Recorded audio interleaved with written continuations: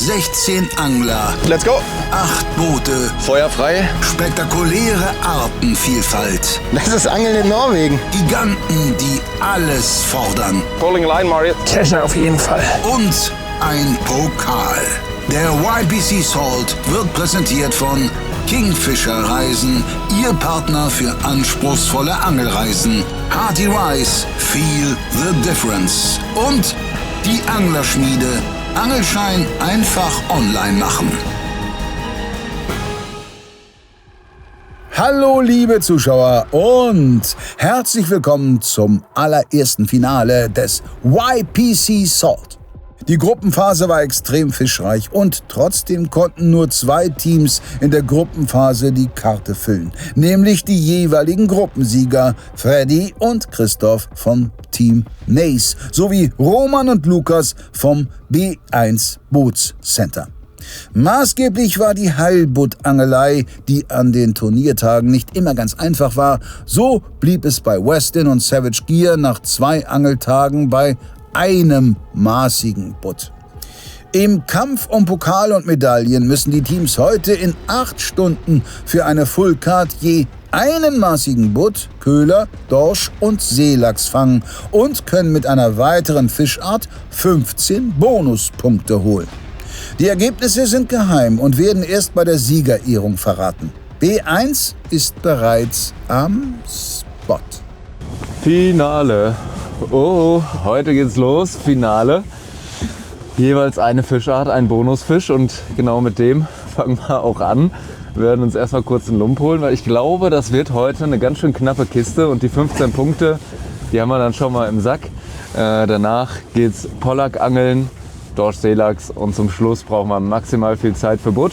Ziel ist natürlich, möglichst große Fische zu fangen und möglichst weit vorne zu landen. Ich meine, ein kleiner Glücksfaktor ist hier immer noch dabei, wie groß die Fische dann sind. Die stehen einfach sehr, sehr durcheinander und man will ja auch nicht zu viel Zeit verschwenden, ja, sich durchzuangeln. Ich würde sagen, die Leuchtbojen sind gerichtet, die Haken sind scharf. Auf geht's. Freu dich auf das, was passiert. Wir sind bereit. Lasset die Boote performen. Abfahrt. So Leute, Finale, wir haben es geschafft. Heute wird's ernst, heute gilt's. Und ich denke, wir haben einen ganz guten Plan, oder? Ich denke schon. Wir versuchen jetzt erstmal hier ein bisschen auf den Plateaus auf Pollack zu angeln und dann geht's raus aufs offene Meer. Ja, da wollen wir dann versuchen, den Bonusfisch einzusammeln, nebenbei einen Dorsch, dann den Seelachs und dann hoffentlich den Butt. Also, drückt uns die Daumen für Savage Gear, Penn. Wir haben es geschafft ins Finale, Freddy. So geil, ich freue mich immer noch total. Haben wir nicht unbedingt mit gerechnet, aber hatten einen guten zweiten Angeltag in der Vorrunde und jetzt wollen wir daran anknüpfen heute.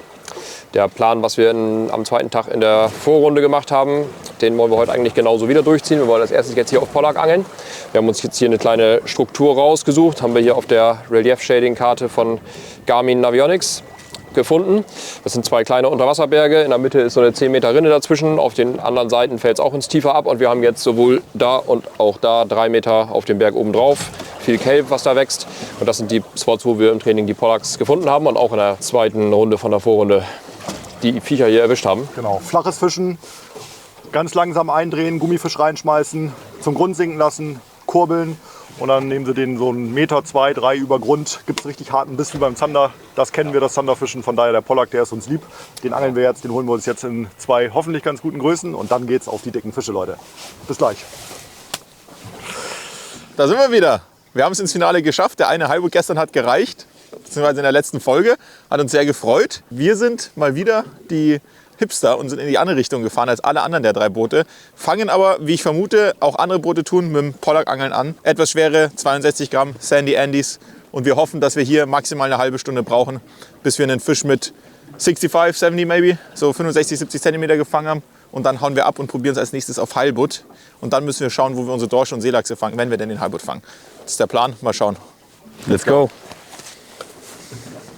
Wir stehen am ersten Spot und müssen noch eine Viertelstunde warten. Dann habe ich gedacht, ich nutze mal die Zeit. Und ich verrate jetzt auch ganz kurz unsere Strategie. Und zwar der erste Fisch wird auf Lump. Wir gehen auf Lump. Damit die 15 Punkte müssen in die Kiste. Und jetzt die Frage an dich, hast du noch einen guten Lumpensack-Spot? Nee, also wir haben die eigentlich einfach nebenbei so auf 60 Meter gehabt. Ne? 60 Meter. Okay. Dann hast du noch irgendwelche Spezialtricks, die du uns verraten kannst? Schön, dass du beim Lumpangeln als Telefonjoker mich anrufst. Good. 30, let's go. Okay, let's go. Erster Wurf, Finale. Woo! I see one already on the screen. That is very good. So, angeln. Okay, dann los. Du hast jetzt in Tiefe geworfen, nach links musst du werfen. Ach so, das musst du mir auch sagen. 30. Los geht's, erster Schnapp sie Wurf. dir, Freddy. Schnapp sie dir. Ja, gib alles.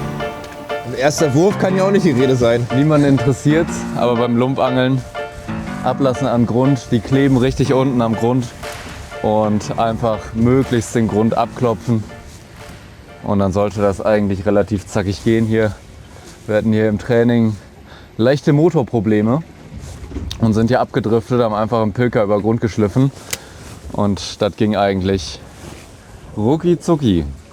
Immer wieder schön unten drauf hämmern. Grund ist auch schön hart, das haben sie gerne. Immer wieder gucken, dass man schön unten am Grund ist. Der hackt da unten schön durch. Hab mir noch den Tintenfisch wieder dran gemacht. Für ein bisschen extra Reiz. Nice. Perfect. Oh, feels like a good one. Okay, I'm reeling up. Yep, a good one. Yes. He's pulling. Okay, yeah. Pulling a lot of line, Marius. Yes, perfect. Oh, Don't lose it. Let's go, Eric. I will Perfect. be very gentle with this one. Yes. Oh my god, the bite was so hard. I hope it's not a cod. I think it's... I see it. Yeah, it's a good fish. Yeah. Oh, it's a good it's one. a really good one. Oh, you have to get that one. Yeah! Eric, that's an 80. Oh my god, that's a big Yes. fish. Wow. Wow. First fucking cast. Oh my god, that's a Oh big my one. god. Let's see. It's an 81 points. 81 points. Eric, what the hell? 81 points. 81 fucking points. No white 62 grams. Show it. It's your fish, show it. Yeah. Come on, let's go. Look at this one. Ja, Leute, was ein perfekter Start. Wir haben gesagt, wir hätten gerne einen 70er, 81er. Erster Wurf. Yes. Wow, look at this fish. It's so thick, it's so heavy. Like, wow. Amazing. Yes. Let's fucking go. I was so scared that it wouldn't fit in the net. Yeah. Okay. Are you ready? Yeah, it's running. There he goes. Awesome, Eric. I think that we should stop fishing Yes. for pollock right away. I think that is... One cast and smack. Yeah. Let's go for halibut. Yeah, let's go. Plan worked out. Excellent. Yes, right like we needed it. Mit dem größten Pollock des bisherigen Turniers startet Westin optimal ins Finale. Auch bei Nace lässt sich der Zielfisch nicht lange bitten. Pollockbiss. Pollockbiss. Hängt aber ein kleiner. Das ist der erste. Ich würde sagen ein 54er, 55er. Mess mal bitte. Hä? Einmal messen eben. Ja. 56. Ich darf den wieder freilassen für Freddy. Zack. Oh, da ist er. Da ist er doch. Das ging noch zackig. Besser muss das auch ein Lump sein. Ja, ist es. Hier passiert gar nichts. Das erste Mal, dass ich sagen werde, ein Lump, Zielfisch. Oh, im Schwanz gehakt. Nein. Nein. Ja. Schade Schokolade. Ja, aber sie sind da, das ist wichtig. Ja, man muss so ein bisschen die Wurfrichtung haben. Die stehen manchmal oben auf dem Berg, manchmal auf der Kante, manchmal links, manchmal rechts. Ich habe jetzt ein bisschen mehr rausgeworfen an die tiefe Kante. Drehe jetzt langsam den Predator den Berg hoch. Hatte auf dem ersten Wurf gerade ein bisschen die Richtung. Jetzt hoffe ich, dass da noch mehr stehen. 56. Dahinter. So wie der in der Route steht, würde ich sagen, ein Dorsch. Wenn es ein Pollock ist, ist das genau der, den wir brauchen. Ein Dorsch. Schaut euch mal den schönen Tangdorsch an.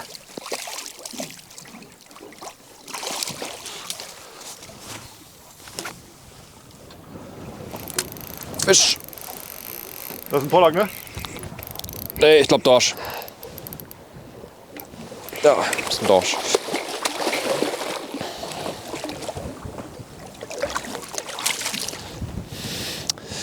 Schöner Dorsch. Am leichten Gerät machen die super Spaß. Sich auch den Predator in Weiß hier geschnappt. Und weg. Aber wieder. Zack. Fahr mal bitte schnell mit dem Heck hier hin, dass ich ein bisschen leichter habe, den reinzuholen.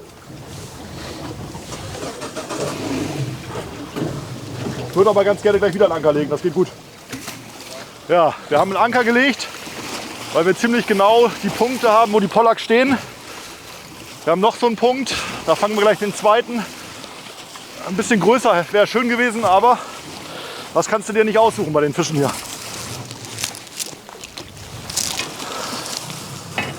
Ja, das ist aber kein Lump. Lumpiger? Was meinst du? Lumpiger? Na, ich glaube nicht. Glaubst nicht? Nee. Doch. Jawohl. Oh, Der zählt. regulär gehakt. Lieben wir. Also, 15 Punkte sind im Kasten. Genau das wollten wir. Der Kollege kommt auch mit. Und jetzt widmen wir uns den Hauptzielfischen. Aber die 15 Punkte wollten wir uns nicht entgehen lassen. Mission in 5 Minuten abgehakt. Jetzt geht's los. Jo, das war eine schnelle Nummer. Jetzt machen wir das gleiche noch mit dem Pollack. Haben wir uns ungefähr 60 cm vorgenommen. Und wir glauben halt, dass der Teilboot der größte Hebel ist. Da gilt es natürlich erstmal einzufangen. Und da macht es halt einen großen Unterschied, ob man einen 85er oder 1,40 Meter fängt. Da sind sie. Und ja, damit wird sich das Ding ja heute entscheiden, vermute ich mal. Arriba, Pollack. Fisch, hast du? Geil!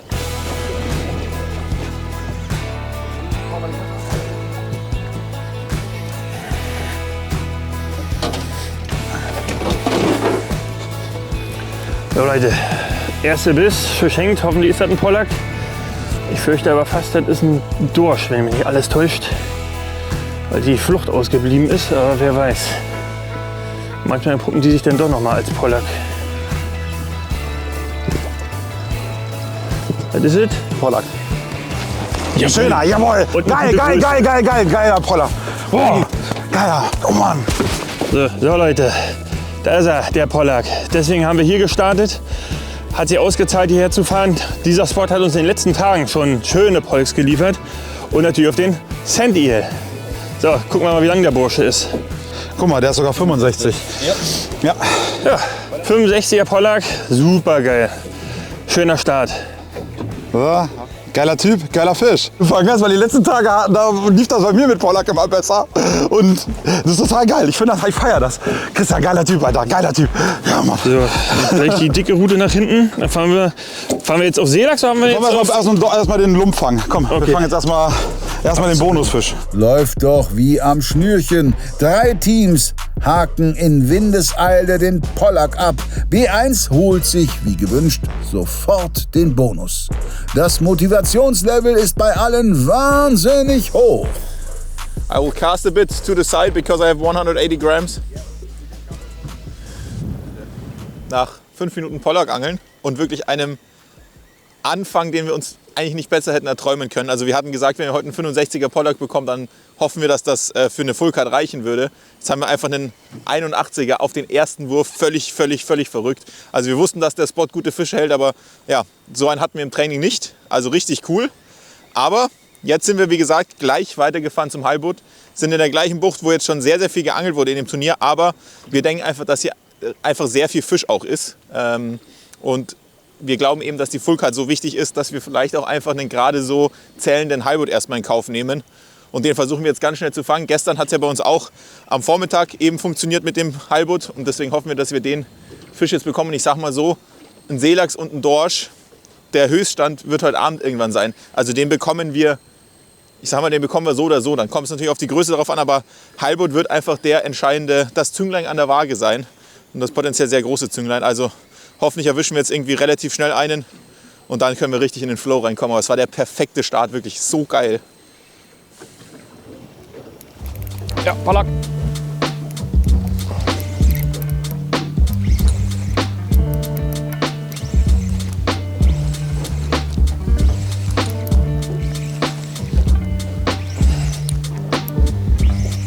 Pollack, ne? Ich glaube ja. Ja, Pollack. Und Hilfe? Ist ein guter. Yes! Digga, geil. Schöner Pollack. Hat sich auch den weißen Predator geschnappt. Der ist 66,5. So, schon, wir wollten einen 70er, jetzt haben wir einen 67er. Das ist schon sehr dicht dran, die 3 cm. Ja, schon ein bisschen Liebhaberei, den jetzt noch upgraden zu wollen. Aber 1, 2 Würfe machen wir noch, einfach auch, weil es Spaß macht. Und der darf schnell wieder rein. Weiter geht's.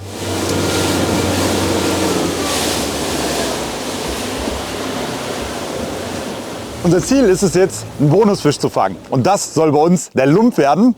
Ich habe hier extra so ein paar Pasten dabei, damit man auch ein bisschen Geschmack reinbringt. Da unten in der Tiefe ist einfach nicht so viel Licht und da reagieren die Räuber eher auf Geruch, Geschmack und natürlich Bewegung.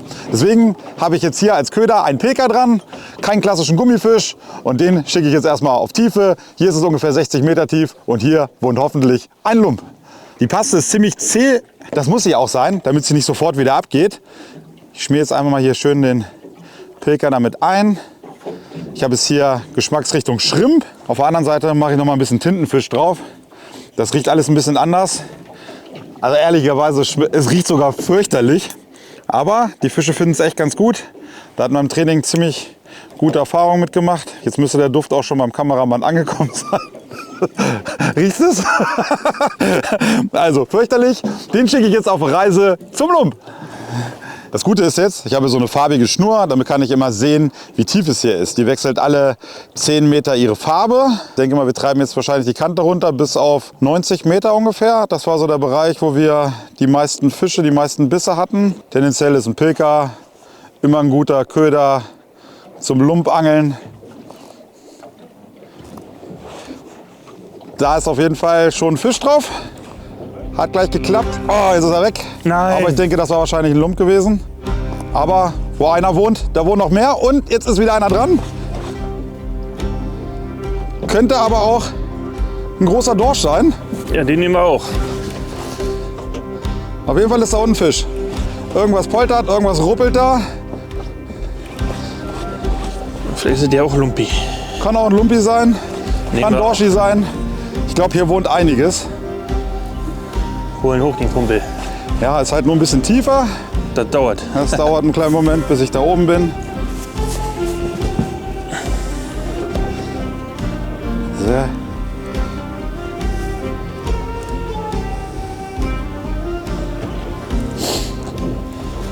Ich lehne mich mal ein bisschen weiter raus hier.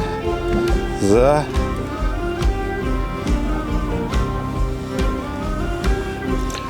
Verkauft sich ganz gut, der Fuchs, wa? Ja, auf jeden Fall. Ist immer spannend hier beim Angeln in Norwegen. Weiß man nie wirklich, was am Haken hängt. Hier kann alles dabei sein. Der wollte die Paste. Ja. Auf jeden Fall ging das ziemlich schnell. Nehmen wir. Alles, was schnell geht, heute nehmen wir. Na, sieht aus wie ein Dorsch, ne? Da hinten kommt ein schöner Dorsch hoch. Guck mal. Nehmen wir auch. Nehmen wir auch erstmal, ne? Ja. Zum Anfang. So. Jawohl. Haken sitzt im Kopfbereich, aber ist alles in Ordnung. Ne? Du musst, glaube ich, im ersten Drittel sein, oder? Kameramann? Bis zum Kielweckel ist okay. Sitzt jetzt nicht so schön. Der Haken sitzt hier vorne im Kopfbereich. Macht den mal schnell raus. Ah, wird rüber, ne? Ja, so, 90. 90? 90,5, 91, ne? Würde ich sagen, oder? Ja. Den haben wir jetzt aus so einer großen Tiefe hochgeholt und den nehmen wir deswegen auch mit nach Hause. Also du kommst mit nach Deutschland, Kleiner. Wir blicken das erste Mal aufs Leaderboard. Mit diesem Dorsch setzt sich Savage Gear an die Spitze, doch alle 4 Teams haben in den ersten Minuten ihren Zielfisch gefangen, auch wenn es bei B1 nur der Bonusfisch war. Nun wollen auch Roman und Lukas ihren ersten Final-Pollack fangen. Ich weiß nicht, ob man es auf der Kamera sieht, spiegelt ja immer ein bisschen. Aber hier haben wir halt auf den Steinen einen Bewuchs. Ja, das ist so Kelp. Und Kelp plus steile Kante, das lieben Pollacks normalerweise. Jetzt gerade ist halt eine Jahreszeit, wo die noch nicht so richtig da sind. Also die sind da, aber die laichen jetzt. und sind nicht so hoch motiviert zu beißen. Hier sieht man jetzt ein paar Fische im Freiwasser, die da drüber stehen. Pollacks stehen meistens nicht in so ganz großen Schwärmen, aber wenn welche da sind, dann haben die in der Regel, sind die gut motiviert.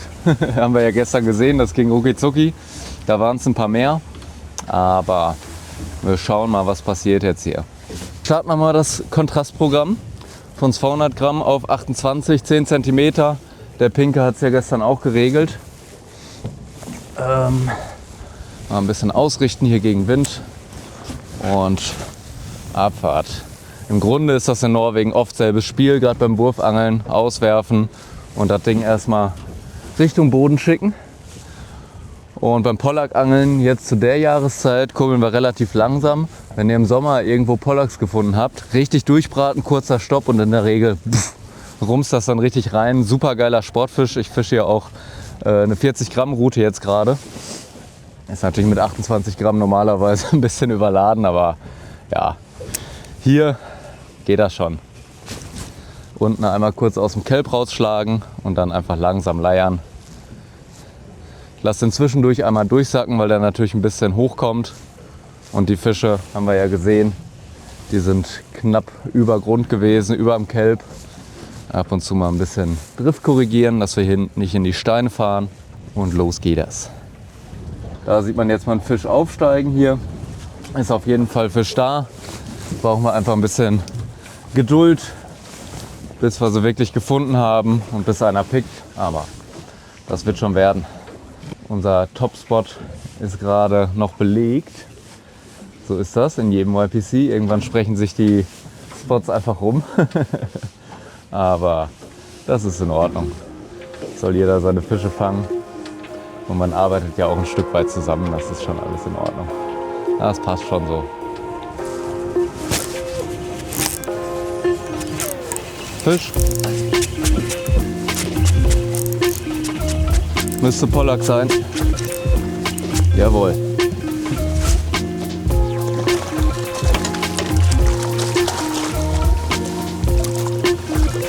Sauber. Da ist er. Jawohl. Pollack Nummer 1. Größe, ausbaufähig, aber Nummer 1. 51. Ja. Ne? Ja. Ja? 51er ist ein Anfang. 60 hätten wir schon ganz gerne, aber sie sind da, das ist das Allerwichtigste. Fisch. Dann Zurückwaschmarsch und der nächste bitte. Auch ein kleiner. Geleiert? Ja. Alles klar. So, Fisch ist da. Nächster, der darf gleich zurück. Der ist kleiner.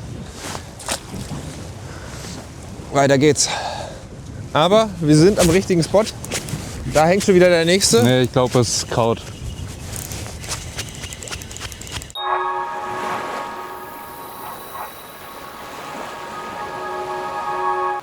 Den hier kennt ihr schon. Den Real Vibe in 18 cm, das erfolgreichste Produkt von der LMAB aller Zeiten. Und nun bekommt er Verstärkung. Eine 15 cm Variante zum leichten Hechtangeln und eine 22 cm Version, wenn es gezielt auf die ganz Großen gehen soll. Ein Swimbait, 3 Größen, in den 12 bekannten Erfolgsdekoren für unzählige, unvergessliche Momente am Wasser. 22er Real Vibe, ab sofort im Handel.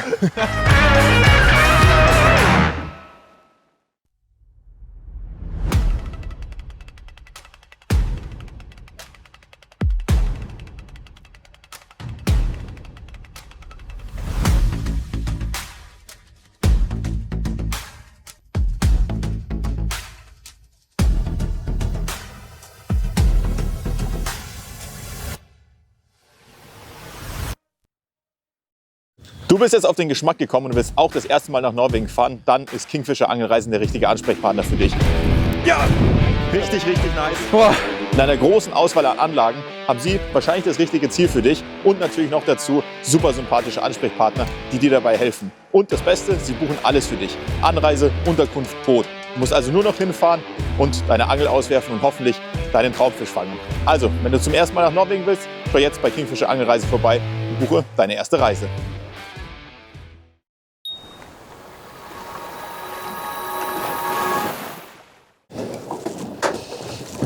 Der ist zu klein. Ja. Der ist nicht so lang wie Fabi seiner, aber trotzdem schöner. Also wir haben wohl den richtigen Punkt getroffen. Ja, Big Hering Chat, 450 Gramm war der Köder. Hammer-Einschlag, also total geil. Ich kann ihn ja mal pro forma einfach mal auf der Matte rauflegen. Die liegt ja so schön bereit. Nicht weit weg zumindest, 88.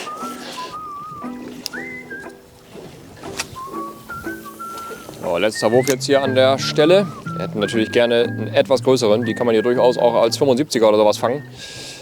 70 war unser Ziel, jetzt haben wir 67. Ich glaube, das sollte in Ordnung sein für das, was möglich ist beim Pollack. Da sind die anderen Spezies deutlich wichtiger. Ihr seht, ich habe viele Kontakte hier zu Wasserpflanzen und Felsen und sowas. Also wir fischen hier ganz flach.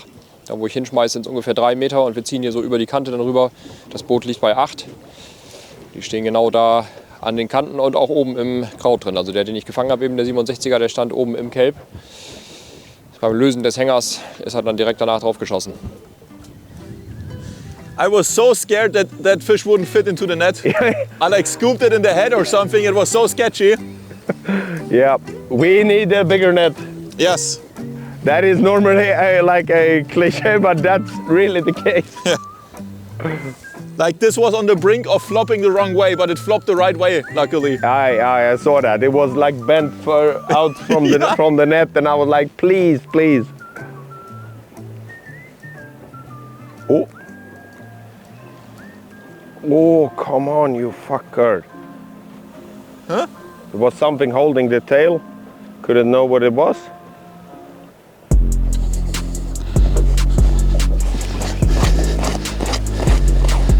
Das ist ein kleinerer, das könnte ein Lump sein. Das könnte ein Lump sein? Ja. Ja, was ist denn das? Ein Seelachs sogar. Gucke an, du. Hier sind auch die Seelachse hier am Start. Okay, zack. In der Tiefe. So, den Seelachs messen wir auch noch mal schnell. Hier haben wir noch keinen. Ja, 71, ne? Ja. Alles klar. Ciao! Yeah! So, und jetzt einen dicken Lump.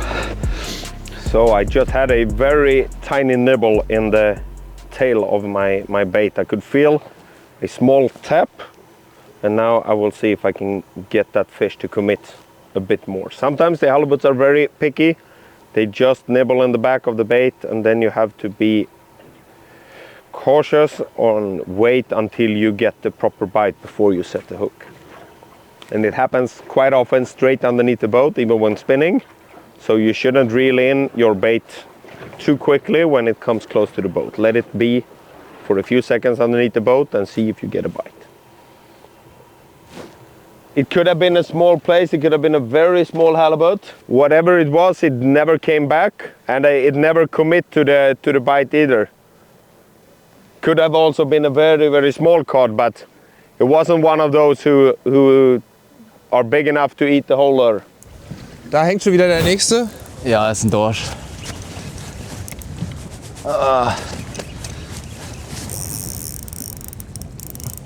Na, bin ich mir noch nicht so 100% sicher, aber ist auch leichte Route, ist schwer zu sagen. Wenn es ein Pollack ist, ist es ein Juda, aber es ist ein Dorsch.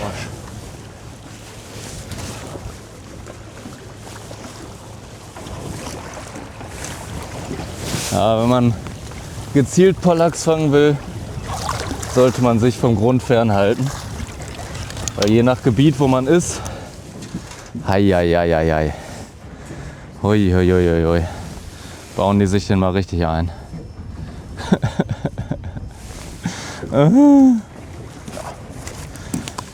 Das war easy. Und hallo. Abmarsch. Achso, du musst auch messen. Ach.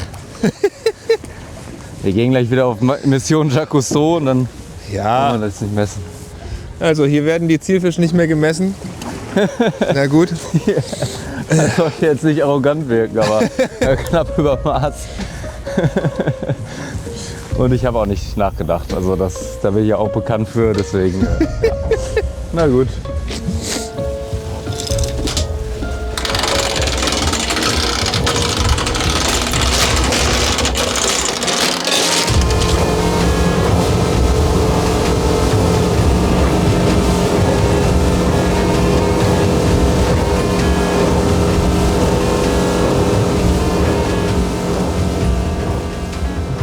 Frage ist, was Sie gemacht haben, wenn Sie so lange da gewesen sind, ob Sie noch upgraden wollten. Ja, auf jeden Fall. Auf der anderen Seite haben wir jetzt hier auch welche gefunden, ne? Warum eigentlich?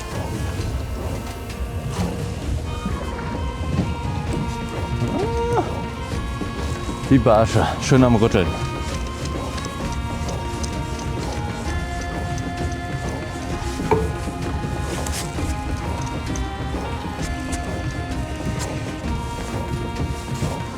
Na, vielleicht bringt er 2-3 Zentimeter. Schauen wir mal. Kleiner Skeletonius, 10 cm. Abfahrt, na sicher. 50er, hilft uns nichts. Weiter. Und hab sie. Solide.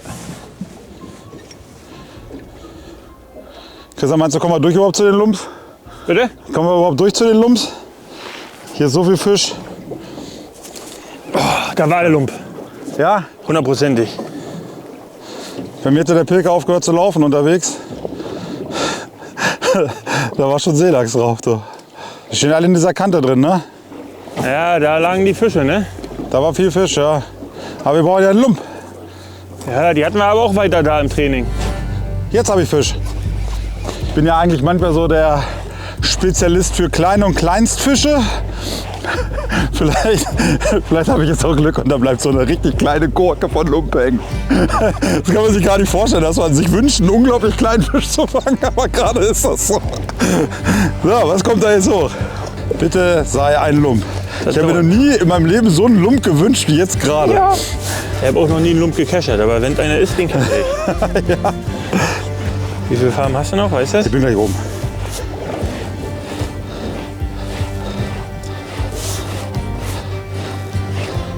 Ich schwör's dir, jetzt ist er ausgestiegen. Ist nicht wahr. Guck mal, es war nur noch ein paar Meter.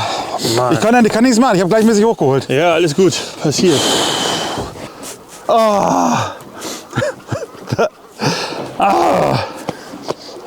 Scheiße. Ah, das ist so ärgerlich, wenn du da schon 80 Meter gekurbelt hast und dann ist das Ding weg. Aus der Tiefe einen hochholen und dann steigt er aus. Also das ist wirklich ganz schön mies. Ja, aber ich habe ja nichts falsch gemacht. Nein, hätte ich anders machen sollen. Wir hingen ja am letzten Häutchen. Wir kriegen noch eine Chance. Die Fische sind da, ging es alles sehr schnell eigentlich. Der Tabellenführer hat den ersten kleinen Rückschlag zu verkraften. Die Heilbutt-suchenden Verfolger fangen bereits an zu rechnen. Since we have such a good kicker pollock, if we don't get a halibut, we should probably go out there to get a very proper scorecard of the other ones. Yeah. Because it might be enough. If nobody's catching a halibut, it might be enough. Yeah, but I think if we do that plan, we don't plan for winning. Pardon? If we do that plan, we will not play for the win. Because it's 4 boats that have caught halibut, all of them. Some have caught multiple. So I don't think that there will be the case that no one will catch one. No. I think that you should go vertical next time. Okay. But like with a 300-gram daisy or so. Yeah. With a rainbow, just to basically fish it underneath the boat. To catch the followers? Catch the followers, or just if they are very cautious and want to follow for a long time or so on. Yeah. Or if they keyed in on feeding on herrings too, you never know. Sure. I think that we should try one drift with the daisies and just go further out as well. Okay. Maybe in the next one, just when we get to this 20-meter point, I will stop casting. Okay. And or change to a 150 or so, and you can continue with the daisy and let's go to 30 instead. Yes. Or something. There are also some kind of interesting structure out here that might be gathering some fish and so on. Nachdem wir jetzt den Pollack erstmal in der Karte drin haben, den haben wir als erstes gemacht, weil das von der Fahrtstrecke her das Sinnvollste war, sind wir jetzt hier rausgefahren auf so ein Offshore-Plateau. Hier wollen wir Dorsch und Seelachs jetzt fangen und dann danach möglichst viel Zeit und ganz in Ruhe auf Heilbutt angeln können. Gestern haben wir hier trainiert, haben richtig schöne Dorsche gefangen. 1,8 Meter und 1,12 Meter, glaube ich, waren die beiden größten. Schöne Seelachse dazu, also drückt uns mal die Daumen, dass die hier heute auch noch stehen. Dann haben wir hier schöne Fische auf jeden Fall, die wir euch gleich zeigen können.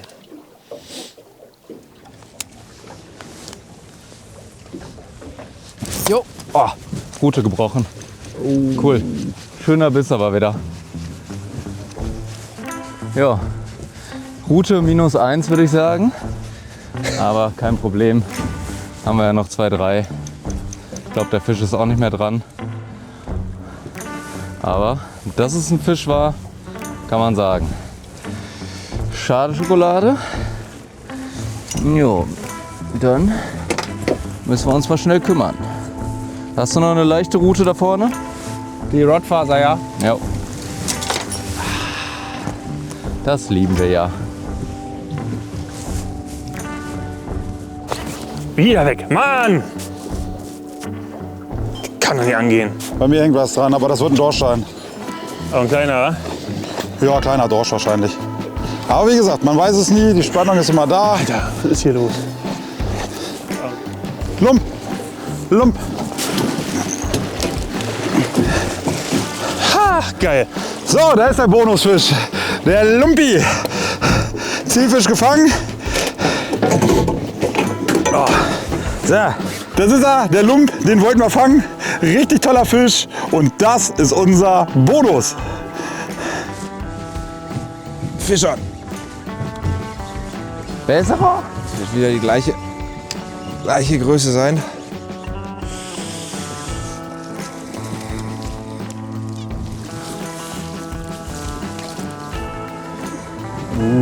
Löwe.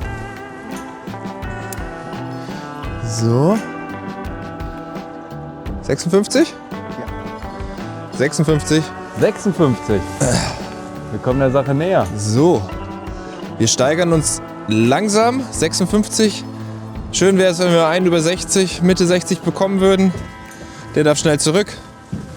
Nach einigen Fehlversuchen bekommt Savage Gear den Lump und setzt sich etwas ab. Fabi ist happy. So, bis jetzt läuft das für uns ja ganz gut, wie am Schnürchen quasi. Bonusfisch ist gefangen, jetzt geht's raus zu den dicken Seelachsen, zu den Dorschen. Da haben wir einen ganz guten Spot und hoffentlich liefert der auch große Fische.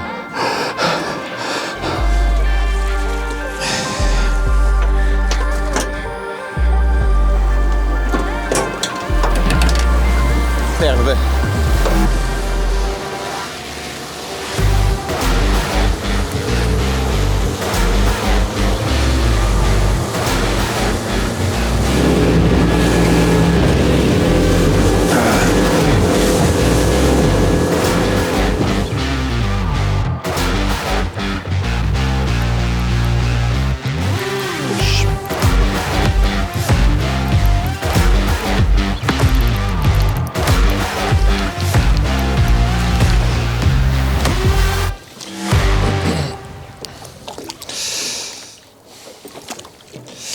So, das ist der erste Seelachs, der ist auf jeden Fall deutlich kleiner, als wir ihn brauchen. Den schmeiße ich gleich wieder rein. Wir kommen jetzt so langsam auf den Platz drauf gedriftet, wo wir die großen Fische gestern gefangen haben. Deswegen sind jetzt am Rand wahrscheinlich eher noch ein paar kleine und auch auf dem Platz selber, da ist einfach unfassbar viel Fisch. Da sind auch kleine Seelachse mit dazwischen, kleine Dorsche auch. Da müssen wir uns so ein bisschen durchhangeln und versuchen, den einen großen aus dem Schwarm da rauszupicken.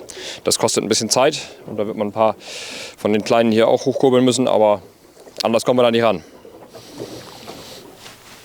Großen Fische sind auf jeden Fall da hier. Auf dem Lot, das sind alles große Fische. Bis welche Wassertiefe stehen die? Vor allem am Grund, vereinzelt auch drüber, so bis 20 Meter über Grund auch. Okay. Große Seelachse auch. Ja, gut. Ich habe jetzt einen großen Ghost dran von Nace, 100er Größe.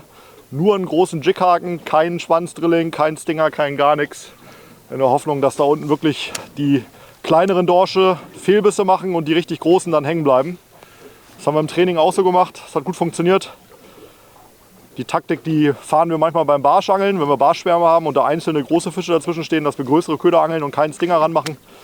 In der Hoffnung, dass die Kleinen den nicht ganz reinkriegen. Das funktioniert hier im Meer scheinbar auch. Zumindest gestern war das so. Ja, jetzt angeln. Oh, da hängt er. Aber der hier ist noch zu klein. Und da ist er nämlich auch schon wieder ab. Genau das ist das, was wir wollen. Das war jetzt so ein 70er Dorsch, der hat hinten den Köder gegriffen, hat den Jighaken aber nicht reingekriegt. Das heißt, ich muss den jetzt nicht ganz hochdrehen, sondern kann unten direkt weiter angeln. Das war das Ziel der Sache.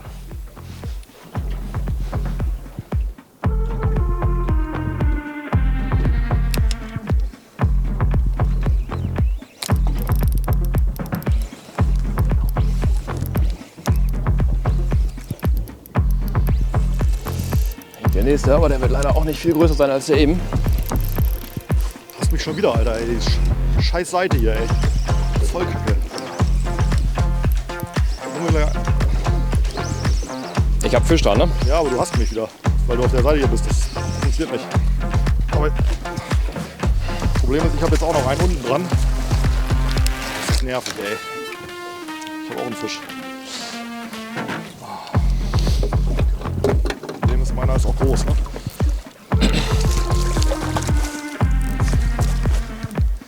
Der ist groß, ja. Hier, Angelauter durchstecken? Nee. Doch.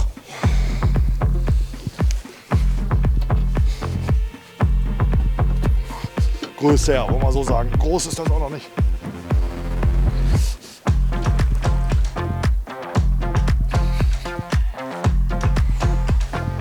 Ja, die 60 Gramm Süßwasserrute von Nace. Mit der habe ich gestern den 1,12 Meter Dorsch gefangen mit der Rute hier. Das hat Spaß gemacht.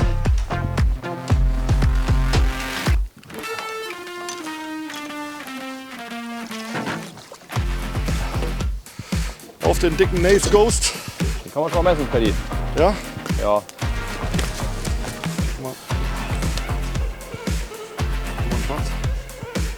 Genau 82.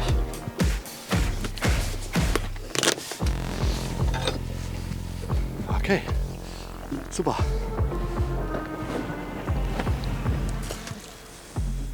Kleine Taktikänderung. Nachdem wir hier gestern ausschließlich geworfen haben, machen wir jetzt mal kurz 1, 2 Driften. Eine Route vertikal, eine geworfen. Zum einen, um einfach zu schauen, ob sie eher auf diese passive Führung stehen. Und zum anderen, um potenzielle Fische, die Erik sozusagen beim Werfen reinzieht zum Boot, vielleicht noch verwerten zu können. Weil wir eben gestern relativ viele Bisse, oder eigentlich alle Bisse, die wir hatten, unter dem Boot bekommen haben.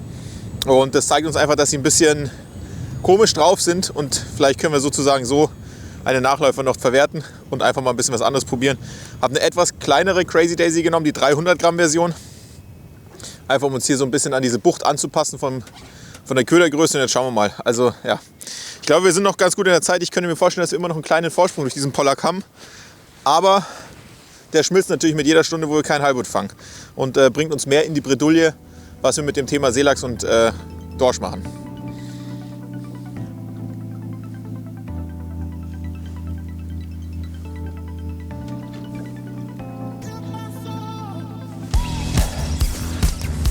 Ich kenne die Route nicht, aber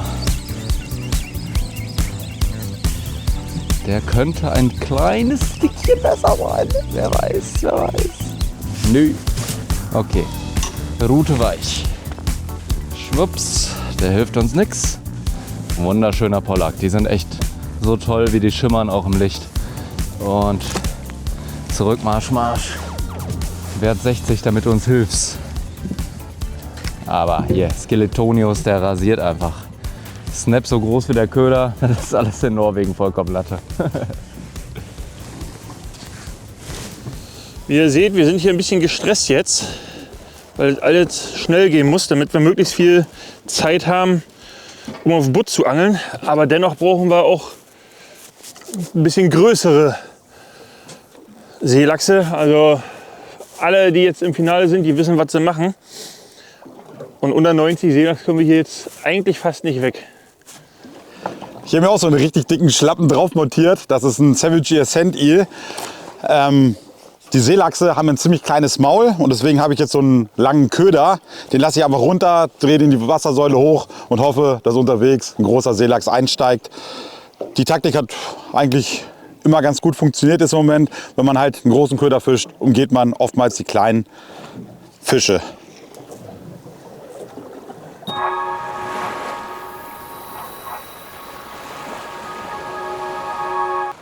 Liebe YPC-Fans, Sommerschlussverkauf bei der Anglerschmiede. Alle Online-Kurse zum Angelschein für nur 99 €. Das Ganze gilt auch für Gutscheine. Das heißt, wenn neben dir jemand sitzt, der endlich seinen Schein machen sollte, jetzt den Deal sichern. Großer SSV bei der Anglerschmiede, alle Kurse 99 €. Alle Infos gibt es auf der Seite bei uns und unten in der Videobeschreibung. Unsere W3 geflochtene Schnur kennst du vielleicht schon vom Süßwasserangeln und wir haben jetzt für Norwegen-Fahrer auch endlich was in der Range und zwar eine Multicolor-Schnur. Die wechselt alle 10 Meter ihre Farben, das 5-mal und ist somit perfekt, wenn du genau wissen willst, in welcher Tiefe dein letzter Fang kam. Sie ist in verschiedenen Durchmessern und 2 Spurengrößen verfügbar und sollte dich bei deiner nächsten Norwegen-Reise auf jeden Fall begleiten. Jungs und Mädels, die neue Rute-Serie von Zec Fishing, Momentum. Die Rute kriegen einen kurz oder lang, leicht oder schwer, Spin oder Casting, also da ist wirklich für jeden was dabei. Dieses Teil ist qualitativ echt hochwertig, obwohl die Rute wirklich weniger kostet, wie wahrscheinlich jeder von euren Kumpels schätzen wird. Momentum Rutenserie, what else?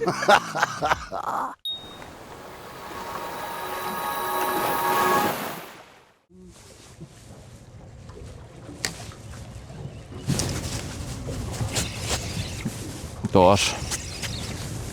Oder? Kann auch ein Polacke sein. Hier ist ein Pollack, aber die werden immer kleiner. Aua. Kleiner Pollack. Und weiter. Ich höre jetzt auf, so weit zu werfen. Willst du noch ein bisschen driften, oder? Aber mal, da kommt jetzt ein bisschen was rein. Hä? Kommt was rein? Fischer.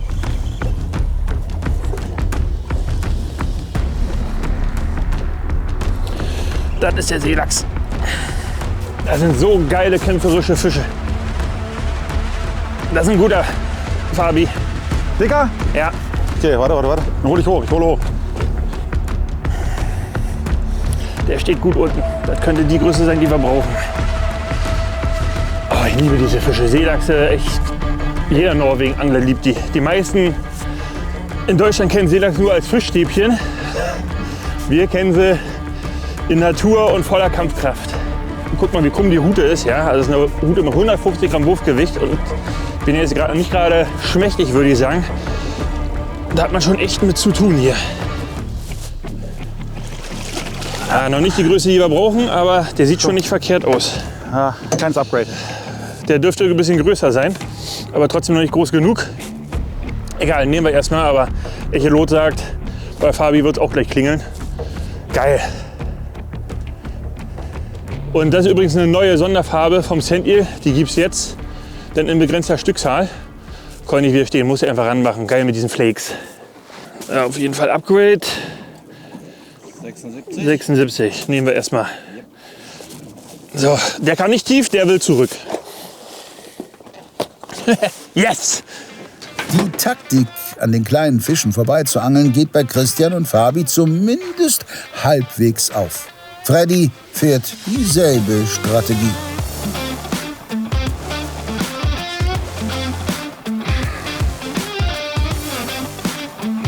Okay, das ist ein bisschen größerer Fisch.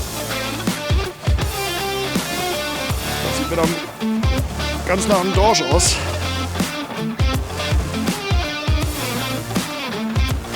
Ja, Dorsch.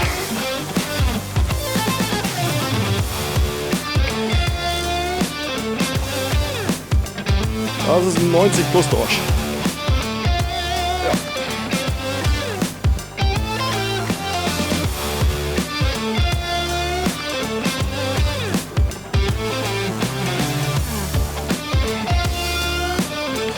Und mit der 60 Gramm Rute, ich hab's gesagt, ey. Da kann man dicke Fische mit rausgrillen.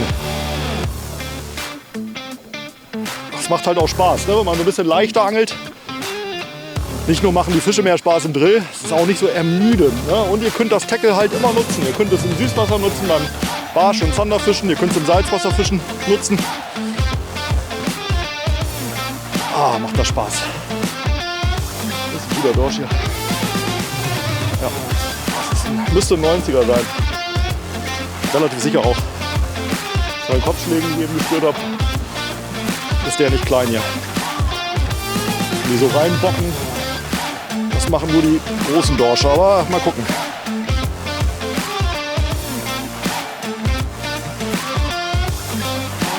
Nicht so groß wie gedacht. Nee. Gar nicht so groß wie gedacht. Großer Dorsch, aber der hat noch keine 90, na, knapp 90 vielleicht. Nee. Aber messt den mal trotzdem. Wenn die das Maul so aufmachen im Drill, ne, dann kämpfen die echt noch mal schlimmer. 82, ne? Der ist noch zu klein.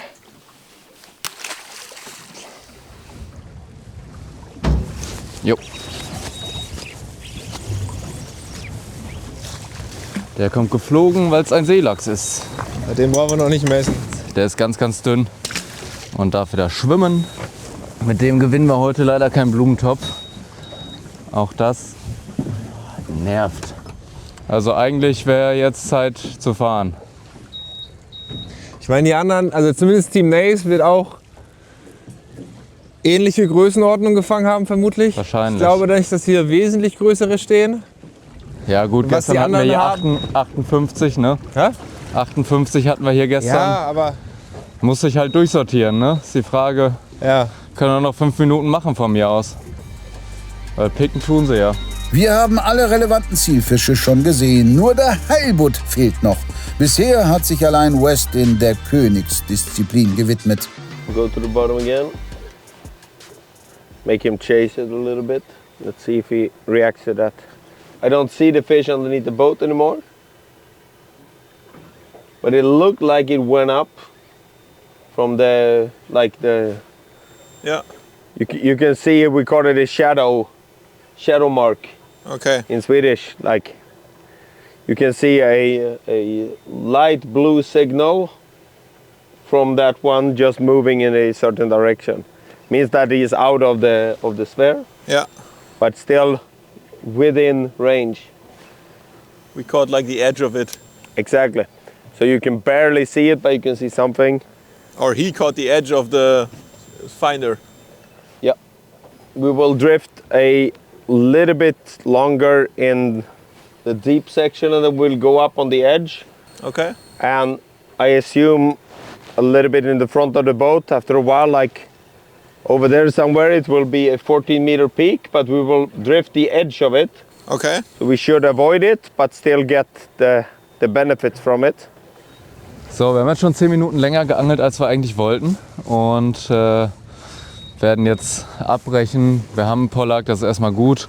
Am Ende, wie gesagt, wir glauben, dass der Butt das Ganze entscheiden wird. Und für den brauchen wir Zeit. Ihr hört es vielleicht im Hintergrund ein bisschen nervig piepen. Das ist der Motor, der braucht Service. Da müssen wir jetzt gleich mal im Camp anrufen, wie wir das auf die Schnelle geregelt kriegen. Und ja, jetzt geht's Seelachs und Dorsch angeln. Und hoffen wir mal, dass das genauso wie das Brezelbacken läuft, wie wir es gerade hatten. Weil, ich sag mal, Größe ausbaufähig, ja, aber Pollack in the Tash, das ist schon mal wichtig. Also, Seelachs, Dorsch. Sind die im Flachen? Da ist er doch. Dorsch. Was ist das? Was ist das? Fisch. Oh, ist da reingehauen. Junge, Junge, Junge. Geil. Mitte Wasser oder? Ja, beim Hochleiern. Geil. Größe sah ich jetzt nichts. Besserer Fisch oder was? Nee. Okay. Kein Upgrade. Ja, neue Drift angesetzt. Hier ist das Ergebnis. Schöner Seelachs. Und da unten sind noch mehr Signale. Sie sind da, aber sie sind momentan nicht so groß, wie wir sie im Training hatten. Da hatten wir sie deutlich größer, muss ich sagen. Wir haben uns da jetzt ein bisschen durch. Wir haben ja gut Zeit rausgeholt. Ich glaube nicht, dass es ein Upgrade ist, aber wir werden ihn mal sicherheitshalber draufpacken, selbst wenn es nur ein Zentimeter ist. Der andere hatten wir auch 75, ne? Ja. 76 war der andere. 76, ne? Dann kein Upgrade. Trotzdem. Der könnte besser sein hier. Christian, Christian, Christian. Ja, ich komm. Der könnte besser sein.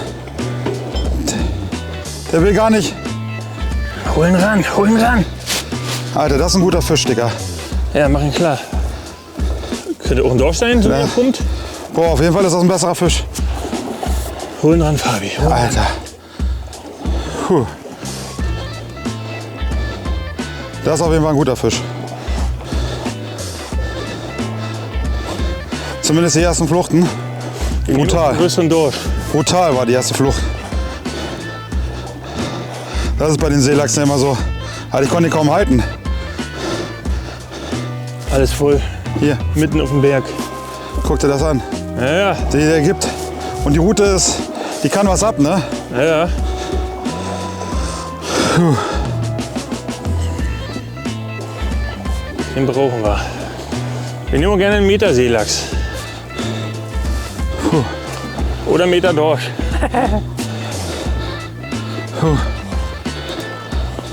Das war die, nur noch ein kleines Stück. Ja, kleines Stückchen noch. Dann haben wir ne? Das wird ein 90er sein. Der ist größer, glaube ich. Der will nochmal runter, ne? Das ist abgeholt. Jawohl, geil. Ja, Mann. Was ist? Komm her, Dicker. Du Maschine. Der hat mich hier gerade so ein bisschen verkloppt, sage ich jetzt mal. Das ist ein Seelachs. Warte, liegt an. 92,5. Das ist 93, richtig? Ja. Gut, 93. 93er Seelachs, gut. Läuft bei Savage. Neben dem größten Dorsch legt Fabi auch den längsten Köhler auf die Matte. B1 fischt nun ebenfalls auf diese Arten und hat dafür die Stelle gewechselt. So, wir sind zum nächsten Spot gefahren. Wir versuchen es jetzt weiter auf Dorsch. Ist zwar nicht unsere bevorzugte Fischerei in der Tiefe, aber wir müssen ein bisschen effizient sein heute und auch die Punkte werden zählen. Und jetzt gehen wir jetzt wieder in die Tiefe. Da haben wir gestern den 1,1 Meter Dorsch gefangen und genau das versuchen wir jetzt wieder. So 100 Punkte würden dem Scoreboard gut tun. Ob das klappt, werdet ihr sehen. Obwohl das Echolot voll ist mit Seelachs und wir uns hier besacken könnten bis zum geht nicht mehr, müssen wir jetzt das Gerät wechseln auf die kräftigere Route und schicken jetzt wieder die Dickdorschköder runter in der Hoffnung, dass da irgendwo so ein fetter Seelachsfresser unter diesen Seelachsen steht. Also ein Meter Dorsch, der würde uns jetzt schmecken und ein bisschen beruhigen, würde ich mal behaupten. Ne? Ansonsten gehen wir der ganzen Sache jetzt noch eine halbe Stunde in der Hoffnung, dass da ein dicker Dorsch kommt. Und dann müssen wir auf Butt. Das ist das größte Potenzial von den Punkten her. Und wir wissen, dass die anderen Teams auch diese gleiche Buttecke beangeln wollen wie wir. Ja, und dann gilt vielleicht, dass der Schnellste das größte Glück da am Spot hat. Schauen wir mal. Wenn das Wasser aufläuft, müssen wir am Buttspot sein. Ja, das nutzt nichts. auf jeden Fall. Ist so. Ja, wenn das jetzt unfassbar Spaß machen würde. Gebe ich dir recht. Aber wir können ja zur Not später hier noch mal herkommen. Im Fall der Fälle sollten wir Glück haben und fangen richtig dicken Butt. Also irgendwas über 1,20, sage ich mal. Dann kann man noch mal versuchen, obwohl das ist auch Schwachsinn. Beim Butt ist die Chance nach oben immer höher als bei was anderes. Das sehe ich ein bisschen anders. Weil kannst einen Seelachs kannst du auch noch mal 20 cm upgraden. Ja, Dorsch kannst du noch mal 20 cm abgeben. 10 Meter Seelachs gefangen. In den 90 Jahren, aber nicht einen vom Meter. Nee. Ja. Besserer? Er wird noch nicht reichen, sagen wir es mal so.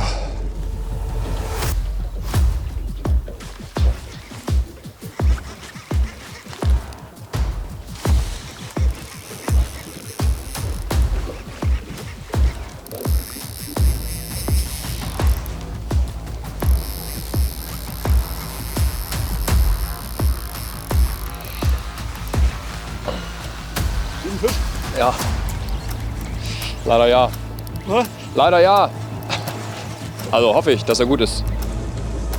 Er kommt. Eieiei.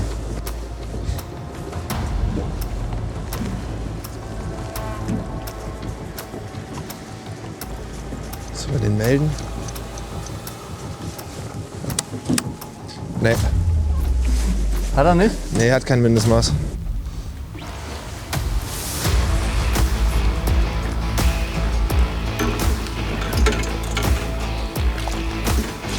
Ciao, ciao. Kein guter.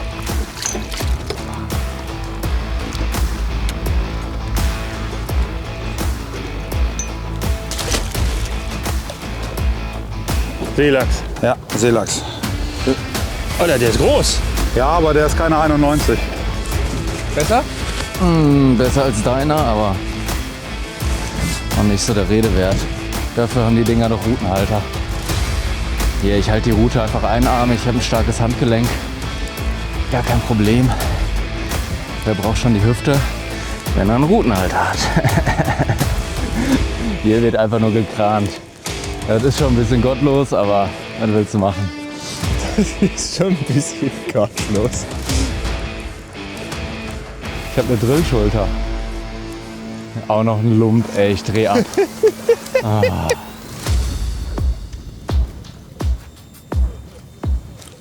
Ja, got one. What? Yes. Keep it. Could be a cod, but it's quite heavy. Could also be a small halibut. Keep the line tight.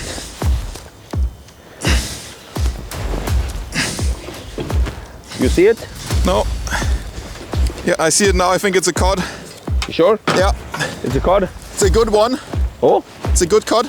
Oh yes, for fuck's sake. Da war der Beifangdorsch, auf den wir so ein bisschen spekuliert haben. That is a 89, I would say. 89, okay. Nice. Good job. 89 Punkte. Sehr, sehr cool. Hätte er mal eine vernünftige Schwanzflosse noch. Wäre noch ein bisschen länger. Kurz hatte ich mich gefreut, dass es ein Butt war. War ein richtig schöner Biss. Richtig das Gewicht weggenommen. Auf die 300 Gramm Crazy Daisy. Ist auf jeden Fall ein guter Wertungsfisch, der uns so ein bisschen die Situation entspannt. Auch wenn ich glaube, dass wir eher noch einen größeren Dorsch bräuchten. Und sind da nichts an der Situation. Wir brauchen einfach Le Butt. Wir brauchen Le Butt. Wo sind die Dorschis? Der ist besser. Jo.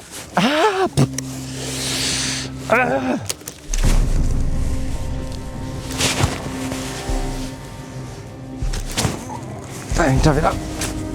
Jo. Das ist Zielfisch und ordentlicher. Sehr gut. Uiuiuiuiuiuiui, das ist der, nach dem wir suchen. Das könnte jetzt mal ein Minütchen dauern. Ai. Cool. Wollen wir nur noch hängen bleiben, dann können wir Seelachsangeln fahren.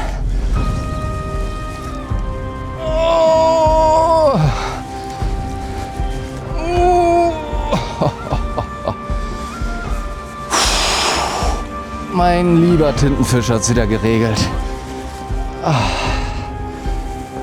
Hol hoch. Meinst du? Ja, bevor du da noch einen Lump hakst. Ich angel nicht auf Grund. Ja, aber der ist richtig gut hier. Oh. Jetzt, das brauchen wir nicht.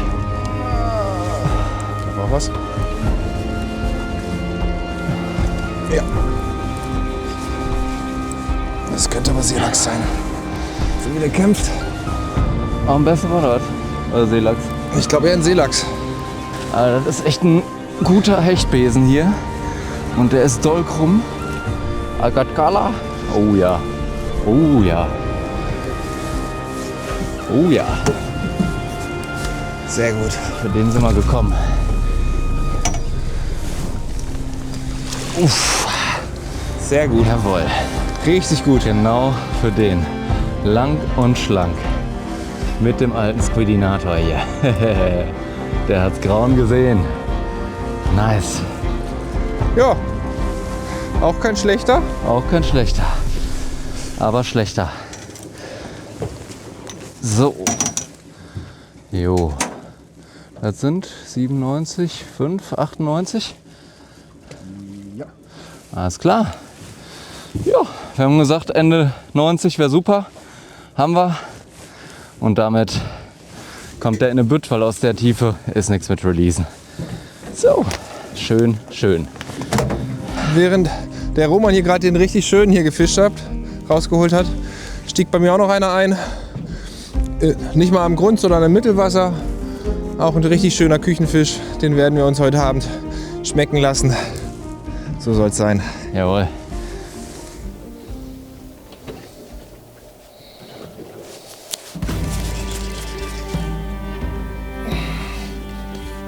Das könnte er sein, der große Dorsch. Ja, das ist er. Das ist er.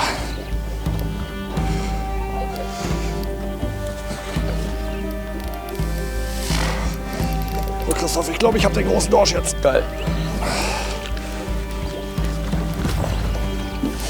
Ein bisschen Glück ist er das.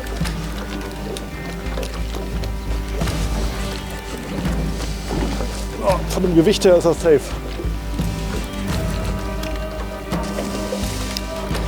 Ich habe jetzt die NXT 400 genommen von Nace. Das ist eine Special Edition zum absoluten Großköderangeln auf riesige Hechte mit großen Mäusen und so weiter. Ja, das ist natürlich ein Schlachtschiff, die Route. Damit könnt ihr fast ein halbes Kilo mitwerfen. Ja klar, die ist in Norwegen natürlich nicht klein zu kriegen. Damit haben wir im Training große Halbut gefangen. Ich habe die jetzt einfach genommen, um die Fische ein bisschen schneller hochzukriegen. Mit einer R10 Stroft kann ich viel mehr Druck machen. Macht zwar nicht so viel Spaß wie mit der leichten Route, aber wir sind im Wettkampf, das muss schnell gehen hier. Und das ist ein richtig dicker Fisch. Ich kann es mit der Route noch nicht so richtig einschätzen. Ich habe die im Training nur auf Halbbutt gefischt. Deswegen weiß ich nicht, wie groß der Dorsch jetzt ist, aber ich glaube, der ist groß. Ja, der ist groß.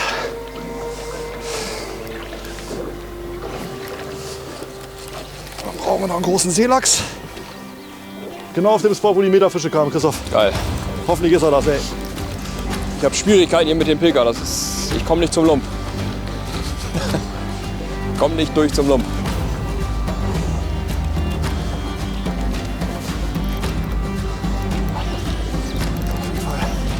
Ein 90er Dorsch hier.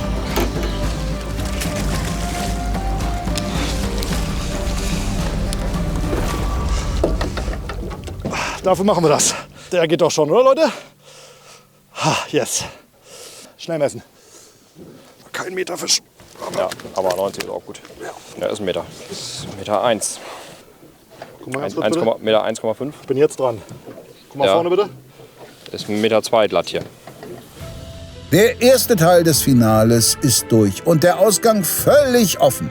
Savage Gear liegt weiterhin vorne, doch mit dem Meterdorsch pirscht sich Nace auf wenige Punkte an die Tabellenführer heran. Auch Westin und B1 haben schon relevante Fische auf der Karte. Entscheidend für den Titel wird aller Voraussicht nach der Erfolg beim Heilbuttangeln sein. Wem das am besten gelingt und welches Team mit welcher Medaille nach Hause geht, seht ihr am Sonntag ab 18 Uhr. Bis dahin seid ihr herzlich eingeladen, mal in unserer neuen Salzwasser-Rubrik im Shop vorbeizukommen. Ciao.